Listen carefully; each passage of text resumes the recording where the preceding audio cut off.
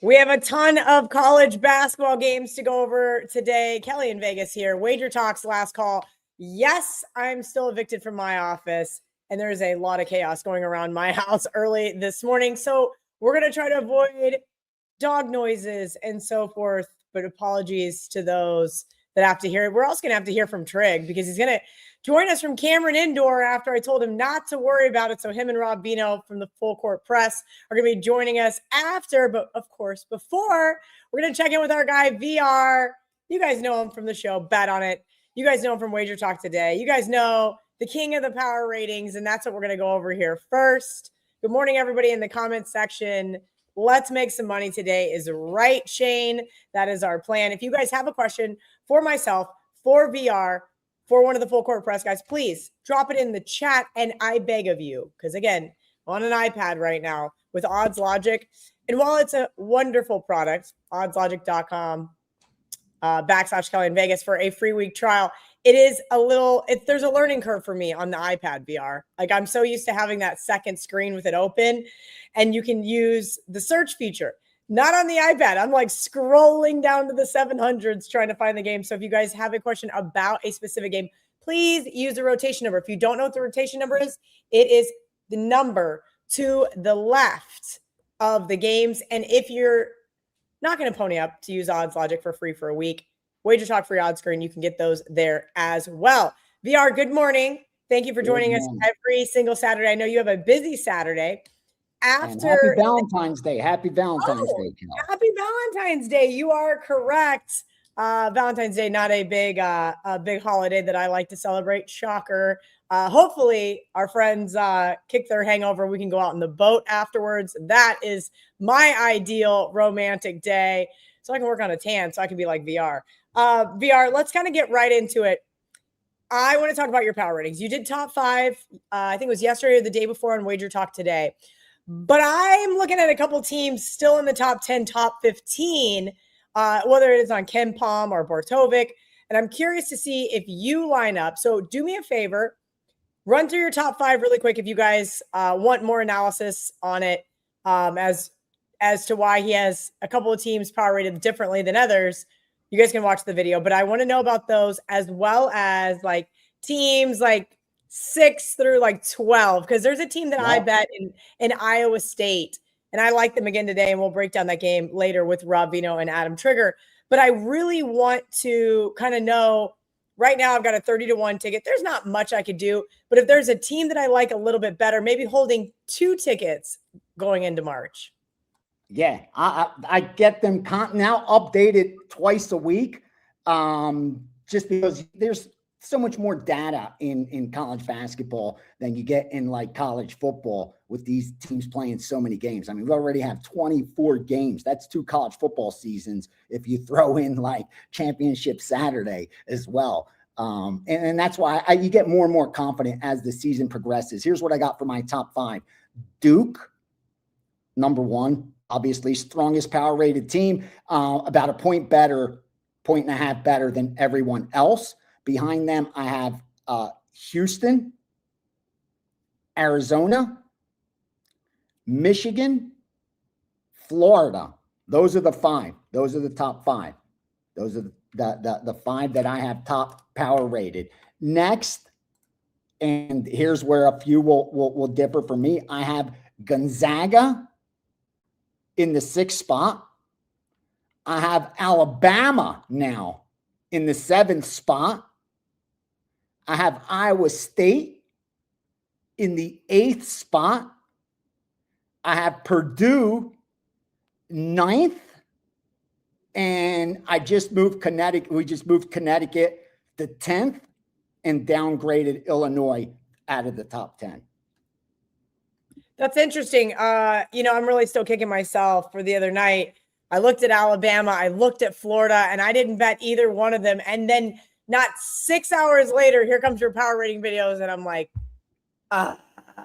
those are some of these teams that I'm looking at. As I mentioned, I'm looking at Iowa State today. So I'm curious your thoughts on that game coming off the TCU loss. I was on TCU on Tuesday night, and I haven't played since then. I've been really, really selective VR.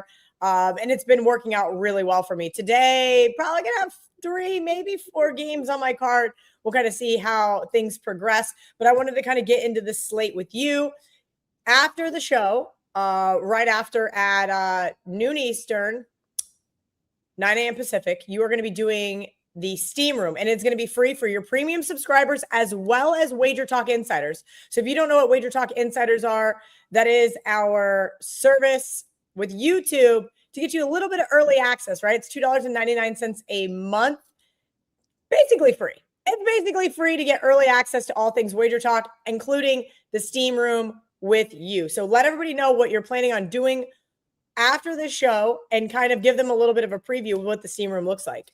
Yeah, it's going to be at 1 o'clock Eastern, so 10 o'clock Pacific. We're going to go through all the college basketball Steam that I have access to. So that's all the stuff that I moved through the accounts that I provide, as well as stuff that I received from other guys, yourself included. Like you send me your list as well. And I like that you post it too, so that the bettors following us on WagerTalk can see that this is truly how the betting syndicates make their money, with a lot of volume. But that doesn't necessarily mean you have to fire a lot of volume. Like if your bankroll doesn't support it, then that's not the way you should approach it. But you see, that's what these guys are doing, because they don't see huge edges. They don't see locks. They don't see like, this team can't lose. They see we have an edge, the line's inefficient, slightly off, and we're going to bet it. We're going to bet all these edges. So when the dust settles, we're not sure which are going to win, which are going to lose, but we should cash more than we trash long-term, over and over again, rinse and repeat. That's pretty much what they do. So I'm going to be able to give you all of that. And what I tell my guys is most of you already sharp. You follow the sports, you follow college basketball. That's why you're here. So you do your own handicapping. I ask my guys to come in there already with their leans, like I have my sheet already. These are the signs that I like based on all the power ratings that I did last night. Now, as the information comes in, as the bets come in, if they confirm, boom, I know to bet more on top and to release the subscribers. So that's what we'll be doing. But like if you come in prepared with the leans you have, that stuff may be coming in, or even opposite, and then you have a decision to make. But I'll go over all the information I have access to, answer all your questions because I work for you, and more importantly, be accountable by going over last week's results since our last Steam Room, year-to-date results, and what the goal is ahead to make sure we're profitable when December 31st rolls around, because that's the only goal I have, to make sure it's a winning year betting sports.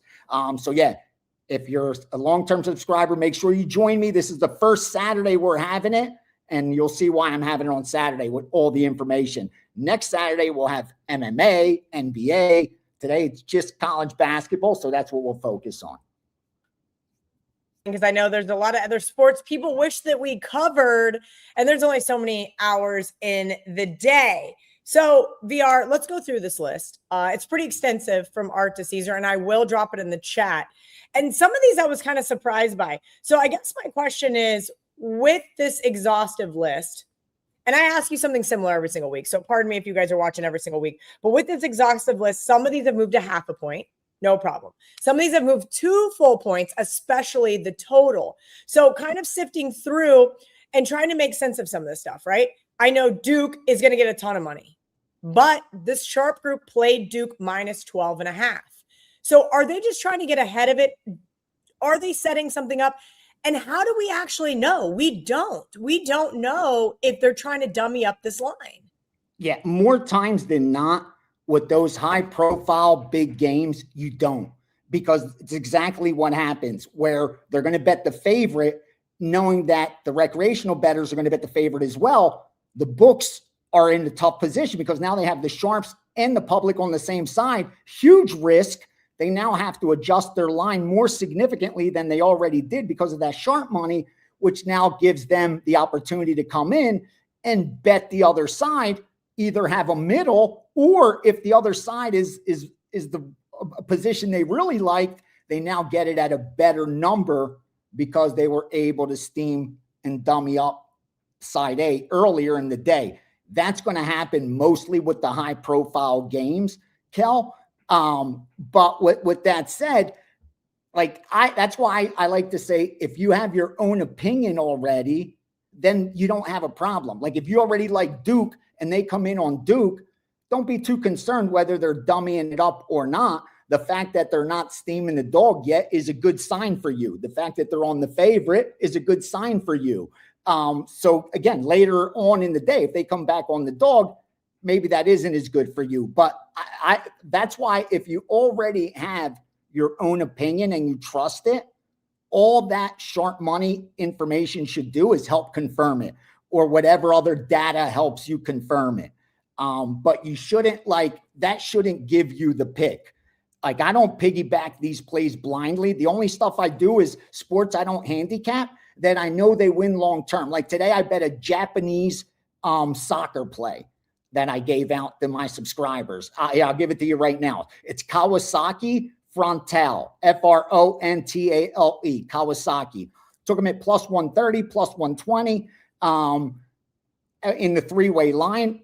Japanese soccer, first division. Now, I don't know anything about Japanese soccer, but for these guys to be betting Japanese soccer, obviously they do.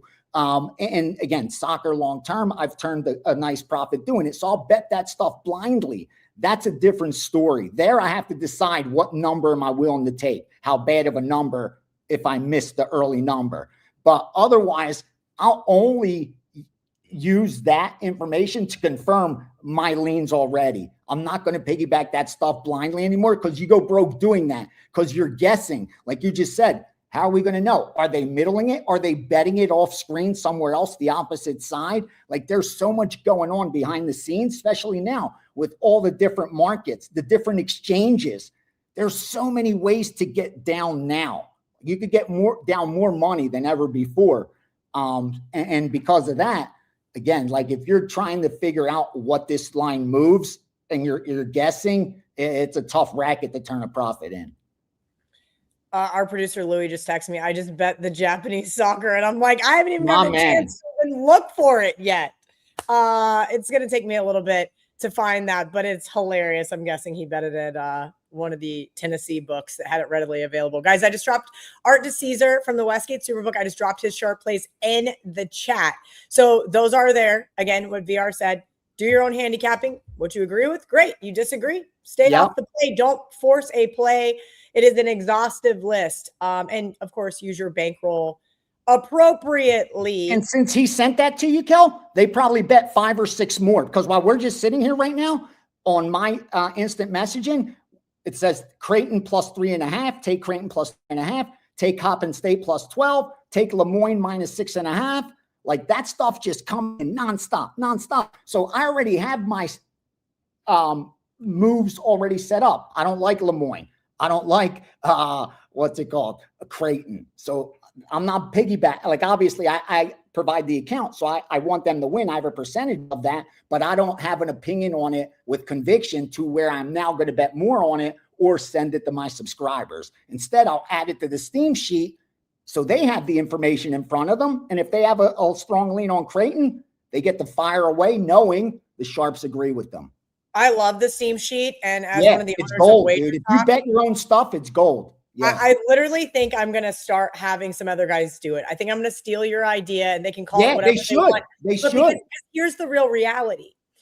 I just got 20, let's call it 15 to 20 games sent to me, right? Let's say I was selling picks on WagerTalk and I only bet 3 of these and I go 0-3, but the overall of the day goes 10-5.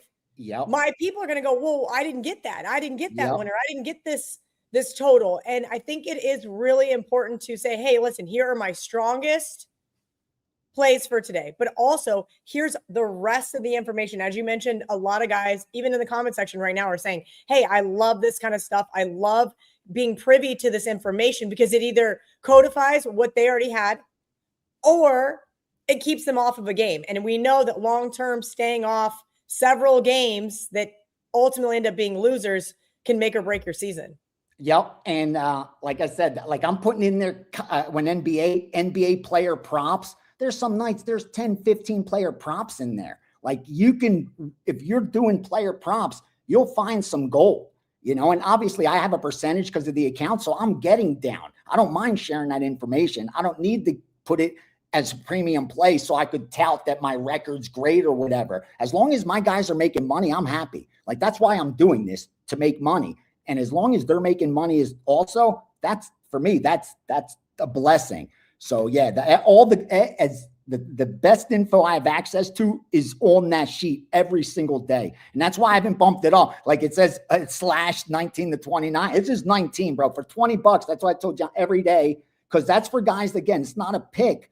It's information. It's data for them to decipher and use. All right. A couple of questions here in the chat before we get to the guys. UCLA plus 16.5 just came in. Game 6-13. Now that's interesting because that's one of the ones I wondered if it got dummied up. See, Michigan earlier. Yeah. And you gave me one and I gave it out earlier on the sheet, St. John's. And I was like, damn, I like Providence. I myself had Providence based on power ratings and everything. And then right before I jumped on right now for the segment, they came in on Providence, a different group, at plus 8.5. So I went in the steam sheet real quickly. So now they know. Sure, there's this earlier was in there St. John's -7, but now different group taking the plus 8.5 on this Providence side. And sometimes it's the same group. That's when I know that it's dummied up. And I'll put that in the steam sheet so they know. Same group now on the other side. So then that earlier money was just manipulation. Okay. So I have a question then. Let's just say, so I always play Art's full list, right? I just do. I think the worst week it was like 12-9, right? It hasn't had a losing week, knock on wood. So for me, I don't want to cherry pick, right? But here's my question.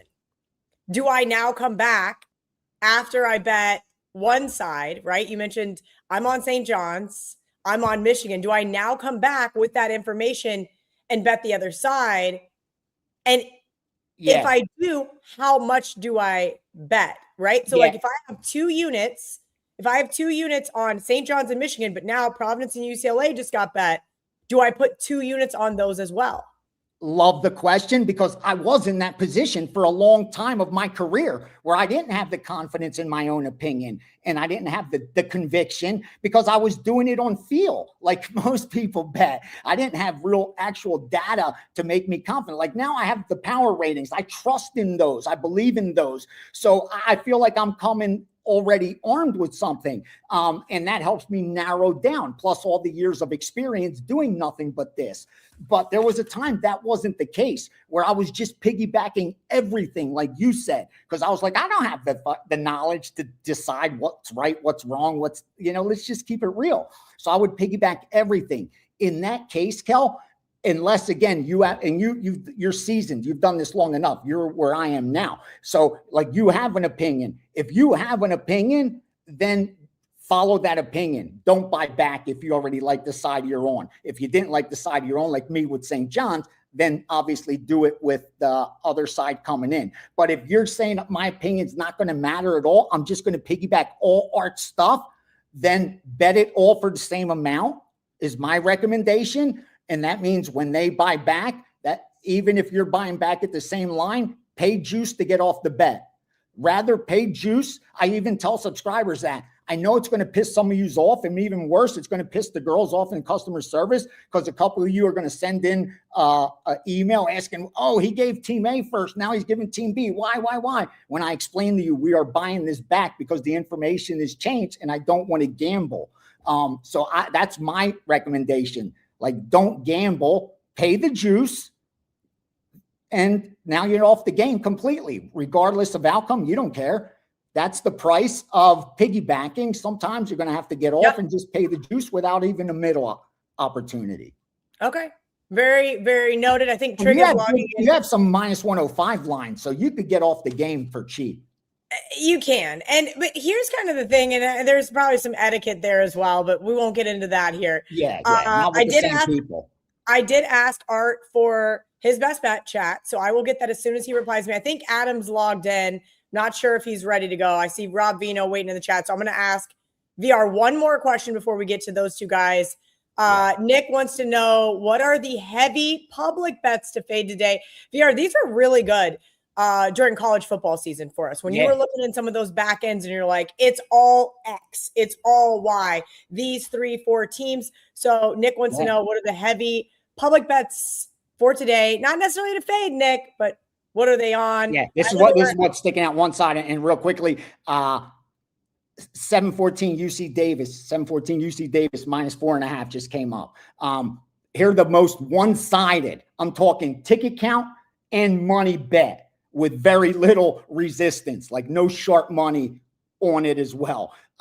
Kansas plus 6.5, Kansas money line. When they start thinking Kansas doesn't even need the 6.5, they could bet them on the money line. Red flags pop up. They love Kansas today. And the other dog they're in love with is Clemson. Clemson and Kansas are the two biggest dogs that I'm seeing.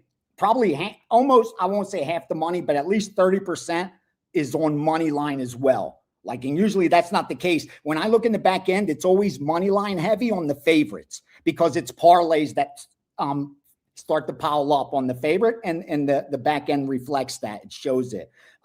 It's mostly all parlays. And then also Michigan's a public side.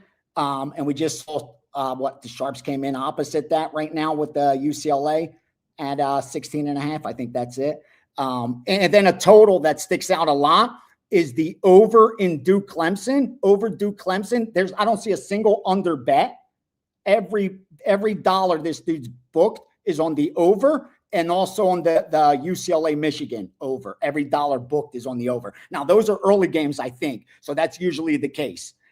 Where, it doesn't have time for more action to come in. Because again, even with one-sided stuff, you're going to get some action on the other side. But when it's like the early tips, sometimes there's not enough time to get risk on the other side. And the general public's just going to bet hour by hour, right? They're not betting exactly. They're not betting it. Really one-sided ATM games right now, right? They're not trying to get ahead of anything. They're just trying to cash some tickets to build up throughout the day so they can bet for nighttime. Yep. Very good. Rhode Island minus 4.5.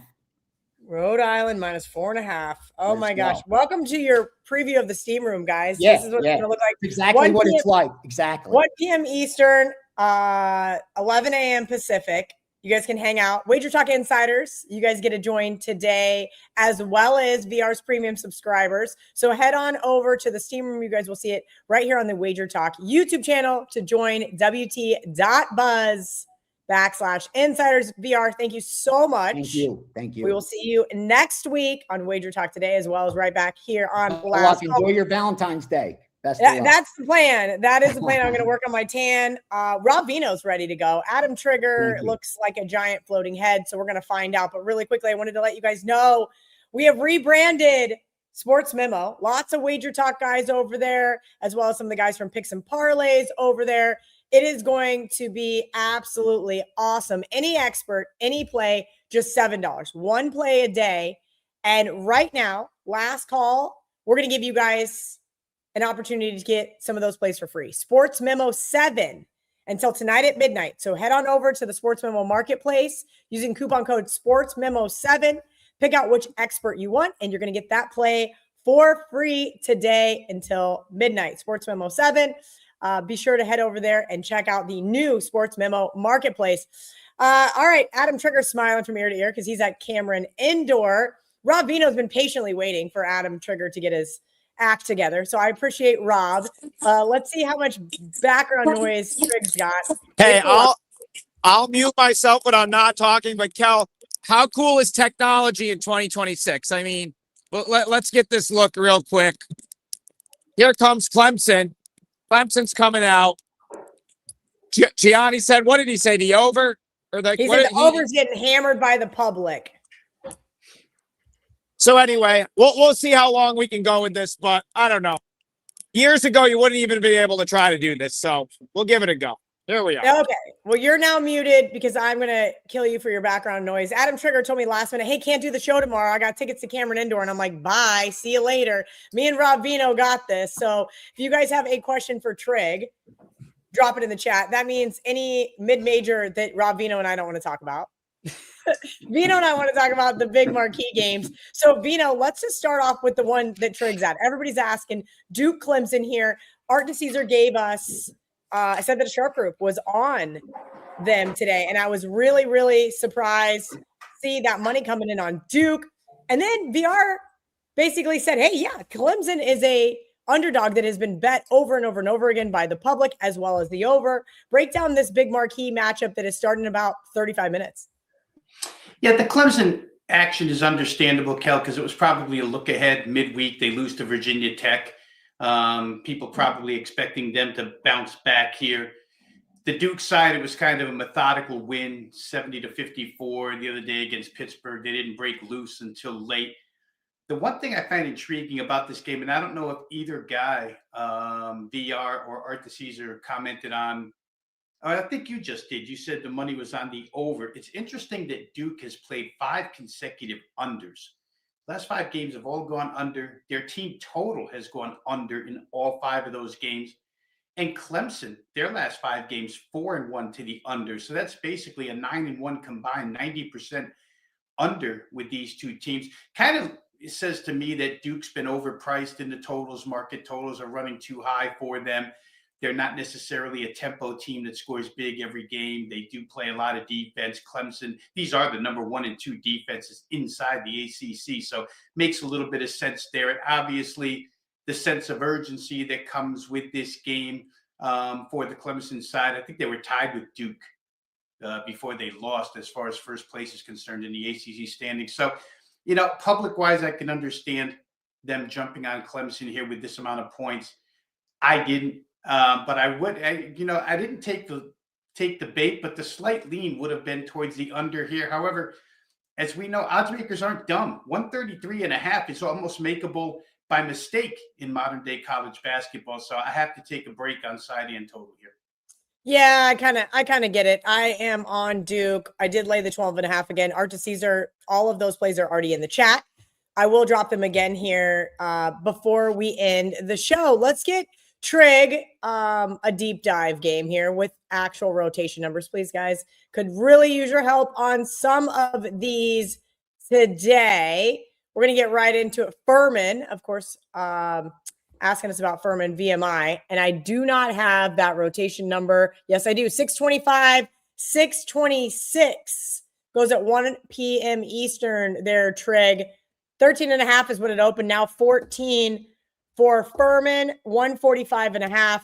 Let's see how your audio is going to play out here so you can break down this one for us. I'm unmuted now. Okay, real quick. Furman, not as good as I expected them to be this year. They were supposed to be at the top of the SoCon. They kind of, they just haven't been the Bob Ritchie Furman teams that you would expect to be really good in that league. But no one has been great in that league. So I would have to fade the favorite. I would have to take VMI, as tough as that is, at home. They get a decent crowd. Their fans show up. They're typically undervalued. Furman turns the ball over. Not something I considered playing today, but Furman or VMI plus the points seems like the right way to play that one. I just don't trust Furman as a huge favorite these days. All right, Veno, we're going to just do rapid fire like we've been, because then we can get to all these questions. Here is a team that I was kicking myself the other night for not betting, right? I told VR, he did his power ratings on WagerTalk today, and then I heard him. I heard Bama, I heard Florida, and then I stayed off both teams. Like, Kelly, what are you doing if you're not using the best of the free information at your own damn company? But now I'm a little hesitant. Now, Florida was on Art's long list, but now it's like what Rob's saying. They've been smoking teams, just absolutely throttling teams. And I never like to start betting on teams when it's too late. Is it too late to start backing the Florida Gators, or is this a point in time where they're just still not being power rated high enough?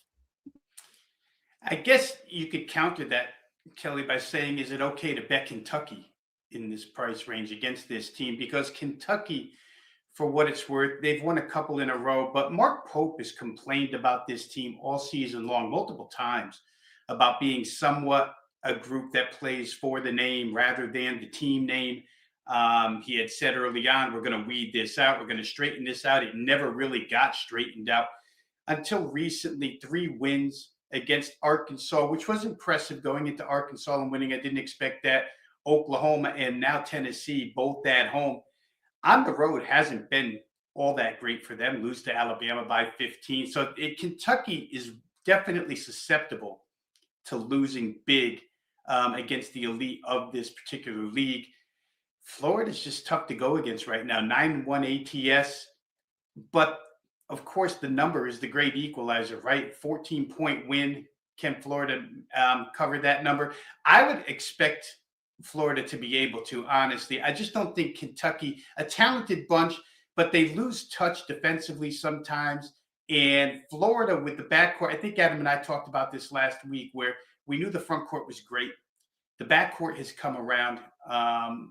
And as long as they play halfway decent, they're very difficult. So I don't know that I would like Kentucky in this situation, because I think it's a little bit fraudulent. They're 8-3, second place record inside the SEC. I think there's a lot of teams that are more suited for second place than Kentucky is. I think I would look Florida here despite the high price.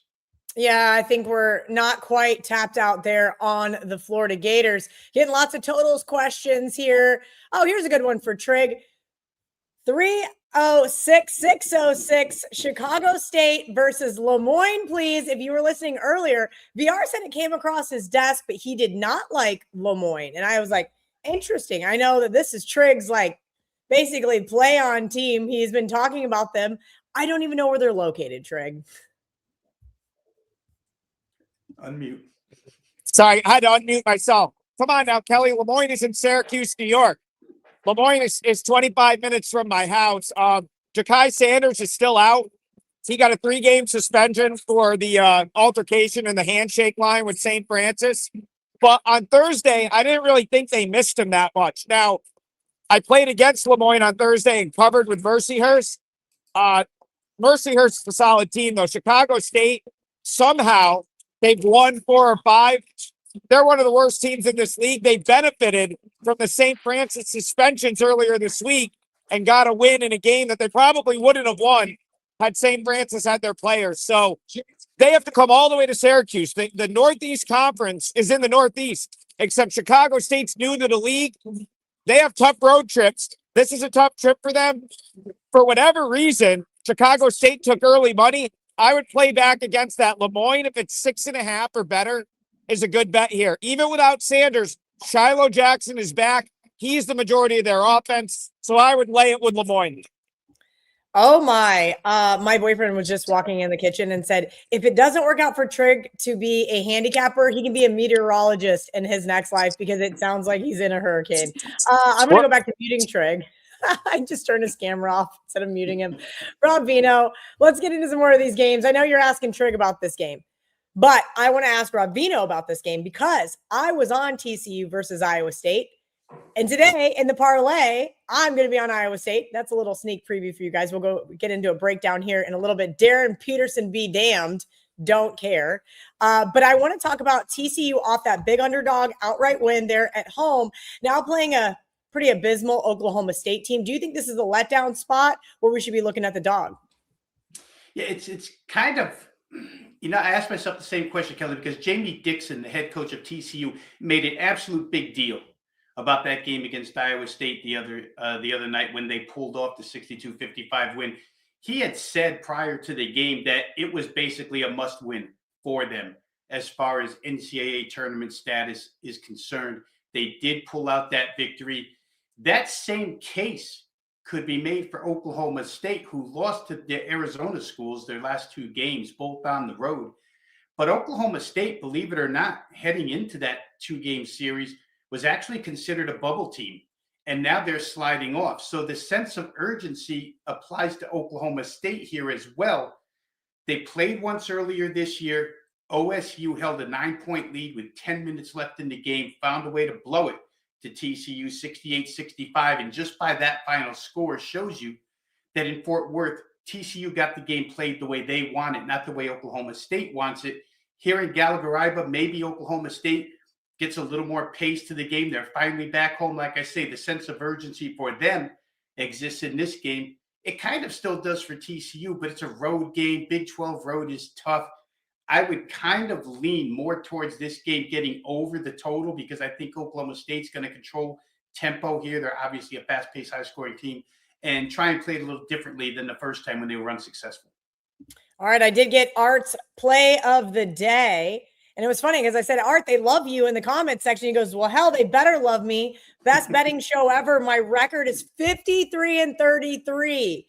Man, does it pay to watch WagerTalk TV? Central Connecticut State -1.5. Rob, that's in your backyard, at least somewhere over there in that little square state. Do you agree with Art on Central Connecticut State -1.5? You know, me and Adam refer to them as hard-hitting New Britain because they're from New Britain, Connecticut. A couple of friends and family members who attended CCSU. You know, the other night we talked about it because they had an in-state game. Central Connecticut did. The team is an enigma. I didn't play. I'll just start by saying that team's kind of an enigma because they should have been a lot better than they are this year. And there are some games where they look totally either disinterested or not executing what the game plan is. So it's hard for me. It's one of those teams, Kelly, and I know we all have them, where no matter what you do, you're pretty much wrong. Play on them, you're wrong. Play against them, you're wrong. Play them over because they're a pretty potent offense, you're wrong. So for CCSU, I sit back and root. Don't have an opinion on the game, but glad Art likes that side because that, you know, it's good for me. I'd root for CCSU any day. All right, look. I found Trig's burner account. Trig got to be the hardest working guy at WagerTalk, covering games all over the country, even doing a live from Cameron Indoor, even though Kelly was going to veto it. I said, no, we don't need you. Me and Rob Veno got this, but here he is. So we're going to let him have his moment. What a great atmosphere for that game. I'm very jealous, mostly. All right, 707-708. Trig, this question is for you. I'm going to unmute you on my end. Bowling Green, Toledo. Do you have any lean on the side or total? Yeah, this is a rivalry game. I believe the battle of I-75. These two teams, Brian Power and I did these two schools in the same weekend. They're like 20, 25, maybe like 45 minutes apart. MAC rivals. I think Toledo won the first meeting 78-77, scored late, 1-1. I had circled Bowling Green to sort of play it in the return meeting, but Bowling Green has fallen off a little bit. I was very high on them coming into the season. They just have not played as good in MAC play. That being said, you know, Toledo, if you can zone them and keep them out on the perimeter, you can beat them. Bowling Green is very good defensively, or should be good defensively, but they haven't been as good lately, and they play a lot of man. So I like the aggression that Bowling Green brings on the defensive end. I think Bowling Green's ultimately better than Toledo, but how that's played out recently likely won't get to the window. I lean ever so slightly Bowling Green in a revenge spot. Oh, good. And Artie is asking a question that I had, Rob Veno. Texas A&M, Vanderbilt. I have Vanderbilt looking at them -6.5 currently. 619, 620 is the rotation number. I want to like this Vanderbilt team. I'm just not sure they can win this game by margin. Break down A&M Vanderbilt. Let me know what you like. Maybe you can talk me into either staying off this game or betting the Commodores. You know, I think I'd agree with you, Kelly, taking the points here. Texas A&M side. Two teams that are kind of mirror images. Obviously, Bucky McMillan, we talk about him relentlessly coming over from Samford and bringing that style to A&M, quite different than what Buzz Williams had going, but they're going to score their share. And Vanderbilt's going to score their share. And Duke Miles, I think, still is out for Vanderbilt. And Adam and I commented the other day that Vandy is just shorthanded personnel-wise. And what they did this week in victory was kind of a surprise to me because it looked like here in mid-February, the fatigue was starting to set in to a shorthanded bunch. But it didn't happen. They went to Auburn and won pretty handily. But you have to come back home and do it again against a team that's going to be just as rapid, probably more rapid-fire pace than Auburn was, and a team that can fill it up. So to me, in a high-scoring game, I think A&M's every bit as good as Vanderbilt at this point in time. Question is, does the Nashville venue, Memorial Coliseum, hold that much weight? Certainly, it's a unique gym. You can't talk to your team from one end of the floor. But I think A&M plus points here. They've shown enough on the road this year to be able to trust them to cover 6.5. All right, I'm going to let Trig give his play of the day right now. Trig, I'm going to unmute you so you can give your play for the parlay because this game's tipping off in 20 minutes and we're going to lose you here really, really shortly. Yeah, I'll stay on as long. Yeah, it's gonna fill up real quick in the next 20 minutes. It's probably gonna get very loud. So I'll give out one of my client plays. I've got 2 locked in. There's 2 or 3 others that I've got my eye on all later. This one is earlier, 3 p.m. Eastern. I gotta laugh because Rob Veno, I don't think knew this. He jokingly was like, well, if you need someone to talk Maine, I'm not really your guy. That is my play today. I am on Maine, the Black Bears, plus the points. I think it's 2. I actually gave this out plus 1.5, and I said if you can get a 2 or get a 2, it may even be 2.5 right now. I wouldn't be surprised if the other side takes money. NJIT is having a tremendous season, the best season they've ever had in the history of the school. But it's also the America East is historically bad. Even Vermont, it's a really bad league this year. And I think NJIT has just benefited from everyone else just not being very good. Now, they won this matchup by 4 earlier in the year at home. I don't think it's a great matchup for them. Maine is up in Orono. Toughest trip to make in the whole league. Way up north in Maine. It's not like Portland. You got to go further north up in the Bangor area. It's a very tough road trip. Even when Maine is not great, they don't have the best team this year, but teams struggle to go there. What they do is defend, and what I think they can do is take the perimeter away from NJIT, force them to go in the paint. Maybe they out-rebound Maine. Maybe they get in the paint and do some damage. But you know what? Maine's got some guys that can score. Maine has some guys that can defend. And ultimately, I like this matchup for the Black Bears. They should have won the first meeting. They were right there. Now they've got them at home. Maine's been playing better. They will have the best player on the floor, TJ Beal. He's one of the only guys in this league this year, Kelly, that's probably doesn't belong in this league. That's probably going to end up at a bigger school. So TJ Beal has a big game. Maine ends up winning. Take him as a small dog. All right, 4% play there for Trig. Veno, really quickly, let everybody know. I would let Trig do his own promotion, but for obvious reasons, I'm going to have you do it. Let everybody know what you guys have going on over at Fullcourt Press. You guys are now 6 days a week, which is pretty impressive. That is a lot of college basketball prep. And there's never a game that I ask you guys about that you don't have either one or both of you have an opinion on. So I think what you're doing is absolutely incredible. We're loving it over here at WagerTalk, getting 3,000 or 4,000 people watching your show every single weekend. We've got 1,500 right now on this Saturday morning show. Since good old Elon took away my ability to go live on X, it's a little painful, but that's okay. So let everybody know what they can expect over on Fullcourt Press. I know you guys have a package up for both of you as well. Yeah, first off, the show itself, Kelly, Fullcourt Press, 10 a.m. to 11 a.m. Eastern time, Monday through Friday, 7 a.m.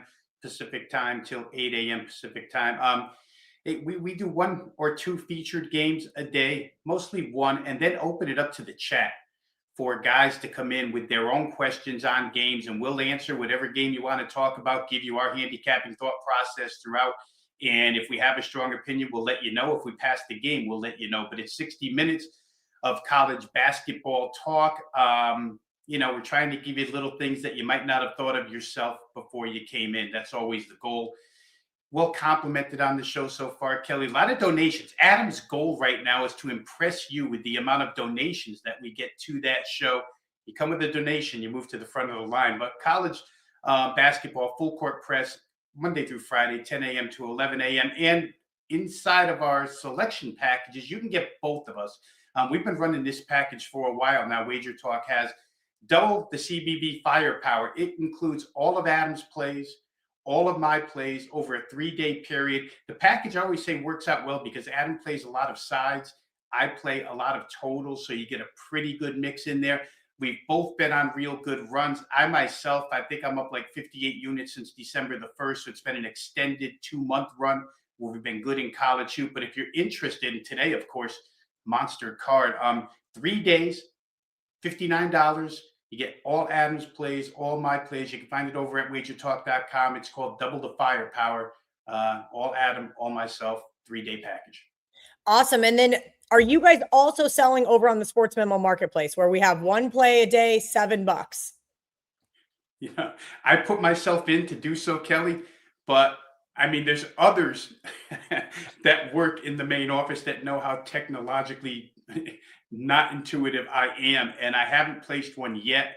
I have to take a little time here to get one of those. I'm going to call over there Rob because Veno after this. I'm going to get him to put a pickup on Sportsmemo Yeah, just for you guys, I need because to. right now it'll be free today. You can pick Adam, you can pick Veno. Sportsmemo 7 is going to get it. If you're watching, it's good till midnight. I'm going to have both of them. Make sure to have a play over on Sportsmemo, the new marketplace over there for you guys. Sportsmemo 7 until Saturday tonight at midnight. All right, Veno, it's about that time. I'm going to have you give out your parlay play, and then I'll give out mine, and then we'll hit a couple more of these questions here before Trig tips off there at Cameron Indoor. All right, so we always hound the chat to give us rotation numbers, so I'll do the same for the chat. Game 741, 742, Cal Santa Barbara, Cal Poly Slow. I'm going to play this one over 160.5. To those who watch Full Court Press, probably no surprise that I'm involved with one of these Big West teams in an overplay. These two teams met once. That final was 107-67. Game hit 174 points. UCSB was on the good end of that. They did have Miro Little, their point guard, available in that game. He's been off and on as far as kind of like Darren Peterson for KU, right? Sometimes they play, sometimes they don't. This will be his 4th consecutive miss, but it hasn't really affected UCSB whatsoever. They're still the #1 rated offensive team inside this conference. And Aiden Mahaney, some will remember him from being on St. Mary's last year. Aiden Mahaney has kind of taken over the show. He and freshman CJ Shaw have been outstanding. So you have the #1 offense against a miserable Cal Poly defense. You turn the tables, and Cal Poly, of course, high-scoring, high-tempo team, second fastest team inside the league, against Cal Santa Barbara's 3rd worst defensive efficiency team. So good offenses, bad defenses. I don't think the Miro Little absence matters any. And I will say this, UC Irvine is the best defense inside this league, and Cal Poly just put 79 on them. So you probably see this game hit in the high 160 range, maybe 167 plus. They're only asking us for 160.5. I think it's bet down a little bit because of Little's injury status, but that's the game I'm going to play, Cal. 741, 742 over 160.5. That's Cal Santa Barbara at Cal Poly Slow. I was going to ask Trig for the last game, but it looks like he went a little dark on us there at Cameron Indoor. So I'm just going to go right back to you, Rob. Right here, Cade wants to jump in. Missouri State team total over, and Cade, I need a rotation number because I do not know who Missouri State is playing today, nor do I know what time. 6:59, 660. Missouri State is a 7.5 point favorite there at home. 135, 134.5 pretty much is the consensus here on the total.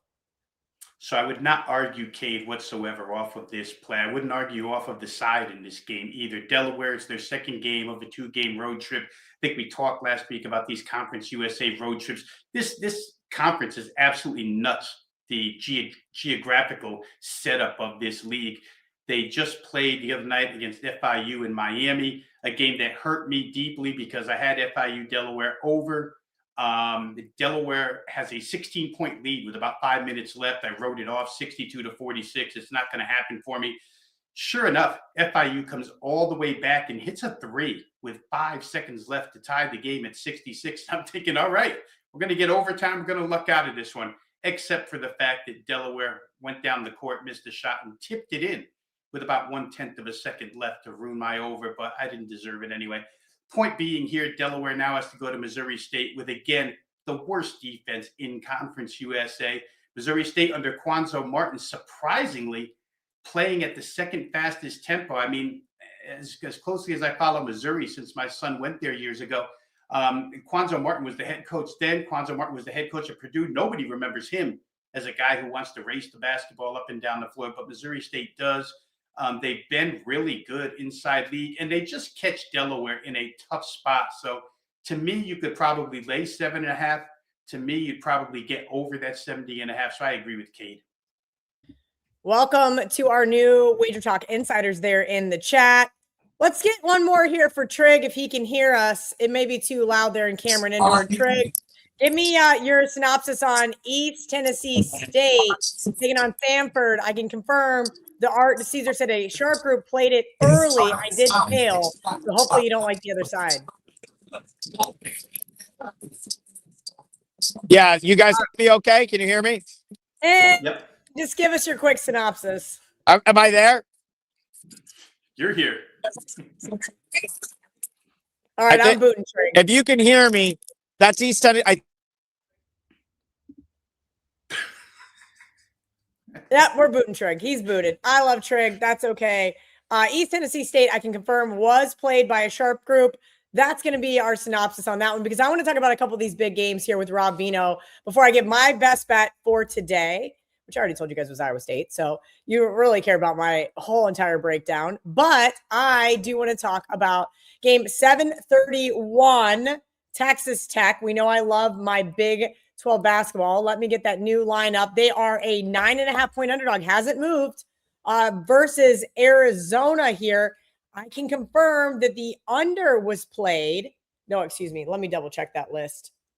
The under 157 was played and pretty much 155.5 across the odds logic screen.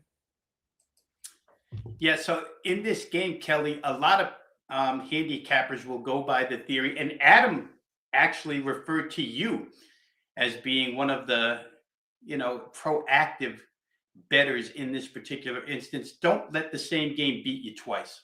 For Arizona, you lose the other night at Kansas without Darren Peterson. You had a big lead, get beat. Now come home and play Texas Tech. If it's a letdown spot at all, they'll get beat by Texas Tech. Let's face it, Arizona certainly has a lot of assets this season, but one of their best assets is their rebounding on both ends of the floor. And I've said this before, but Texas Tech has played Houston twice now, and they played Houston pretty good twice. And Houston is absolutely known for rebounding first. And Texas Tech, JT Toppin and company hung tough with them. They can certainly hang tough with Arizona. I thought the points were excessive here. Whether Arizona lets down or not, I just think it's a little bit let's go the other way and say that Texas Tech is undervalued here, other than saying Arizona's overvalued. But I think Tech is being a little bit undervalued in this particular instance. They've got all the weaponry to be able to hang close. And if Arizona has any bit of a letdown, they could get clipped out right here. So I like Texas Tech plus the points. Yeah, Texas Tech is on my long list. We'll see if they end up making my card for today. Real quick, Rob Veno, I am on Iowa State, as I said, for my leg of the parlay. So if you guys missed it, Trig is on Maine, and Rob is on Cal Poly Slow. What does slow stand for? I don't even know. San Luis Obispo. Okay, thank you. You learn something new every day. And he's on the over. What's the total there? It's 160.5. 160.5. I'm on Iowa State. Hopefully you guys can find a 6.5. It doesn't look like there's many left here on the odds logic screen. Pretty much 7 all the way across the board. And that's probably right where it needs to be. I know KU has been absolutely red hot. And I was on Kansas the other night. I sat right there. I bet it late. I said, this is ridiculous. Darren Peterson hasn't played all season long. Why do we care that he gets announced out late? And guess what? It didn't matter. Arizona ends up losing there in Allen Fieldhouse. KU's now rattled off 8 straight wins. 7 straight wins? 8 straight wins. That being said, huge win there. Now they're going to, in my opinion, the toughest place to play.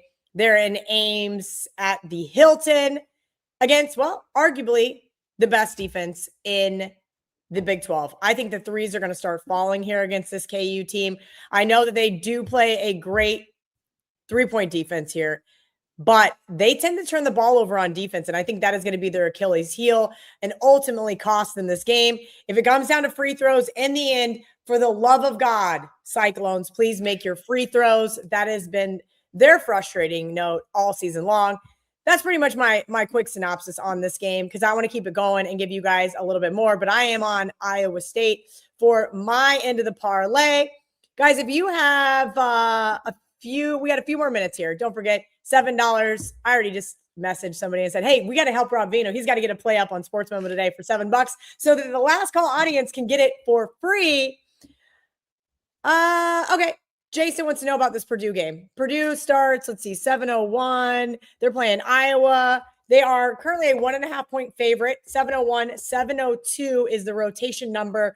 142.5. They're in Vegas, 142 at some of the prominent offshores. Do you have an opinion here? This was a Purdue team that I took the other night versus Nebraska and got in the shower. They were up 22. I was like, easy peasy, baby. Oh my God. I got out and saw that I won in overtime and I thought, boy, what happened? And unfortunately, sometimes when you don't watch those games, Rob, you don't know. But if you watch Nebraska at all this year, you've known that they've been a really great second half team. And ultimately, Purdue took their foot off the gas. Yeah, and I was going to say, Kelly, that's been Nebraska's MO pretty much all season. Way back to when they played Indiana, found themselves down 16 in the second half when really nobody believed that they were any good. Came all the way back and won, and they've demonstrated that ability since then. So no surprise that they came back. In the end, Reek Mast fouled out. That kind of helped Purdue. But it was a big win for Purdue because I think a lot of us, myself included, were starting to sell Purdue a little bit short. A team that a lot of folks thought could be the number one team in the country this year. They've certainly got the weaponry here. The only thing I really fear is the venue. Not that Purdue is going to be intimidated by any venue, but Carver Hawkeye is a tough place to go play. Ben McCollum, the new head coach coming over from the Missouri Valley Conference, has got his offense and his systems on both ends pretty much instilled. Now, Iowa's been playing better. I still think Purdue is the separation in talent between these two is enough to overcome venue. So if I had to play, it would be the Purdue side. You just have to hope that too much wasn't taken out of them as far as gas in the tank is concerned by that overtime win against Nebraska. I think Purdue probably got back up on their feet the other night and wins again here. Yeah, that's actually something that kept me off of Michigan State last night, right? I did lean towards Wisconsin. It seemed like it was like the trendy underdog. And I'm like, hey, Sparty got the win for me the other night in overtime. I'll take it. But I don't trust this team off back-to-back overtime games. That takes a lot out of teams. I know we should be looking towards today's card, but when you find situations like that, Rob, is that just a stay away for you? Does it mean you're going to bet the other side? Because you're right. Now that I think about it, that game did gas Purdue. They had no reason that they should have taken their foot off the gas. Nebraska just pushed the pace of that game. They did what they do in that second half. But you're right. Now I'm going, oh, maybe I don't want to back Purdue here coming off that. Or is it really not? Is it something I'm just kind of overthinking here about the Boilermakers? Yeah, I think they just get so situational, Kelly. The spot that Purdue was in where the Big Ten hierarchy was breaking away from them a little bit, right? You're all about Michigan. You're all about Illinois. You're all about these other teams, and Purdue's not being mentioned. And they needed a big win because actually they were considered to be among the hierarchy in that league. So maybe they got their footing back. It becomes situational. I do want to really quickly apply something you said about the Iowa State play today to the Wisconsin game last night.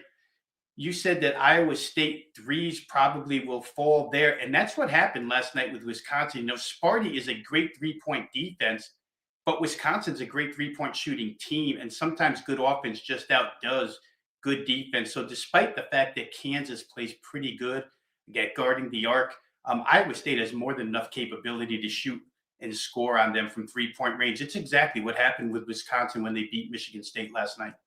Yeah, I saw that final score. I didn't watch the game. We ended up going to a comedy show and dinner, and I was like, holy cow, I guess I shouldn't have overthought this one and just bet the Badgers. But again, you mentioned it. I wasn't expecting them to just be bombing threes like they did. We got about 90 seconds left, so I'm going to take one more question. 7:23 LSU is taking on Tennessee. 7:23, 7:24, 6 p.m. Eastern tonight. Tennessee is a 14.5 point favorite. Over on the odds logic screen, 143.5.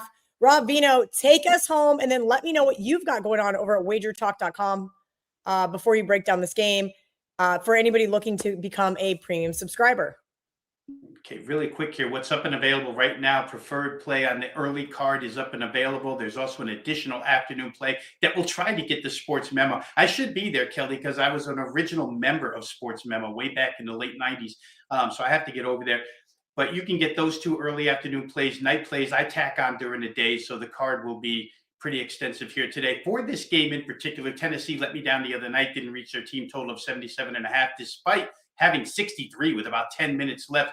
It's impossible to play LSU at this point in time, Kel. You know all too well the rant that Jerome Tang went on about his team the other day. It's kind of the way LSU is right now without Dean Thomas. You don't see a lot of care with this team. So I wouldn't love to lay 14.5 with Tennessee, but I don't think you can take the other side at this point.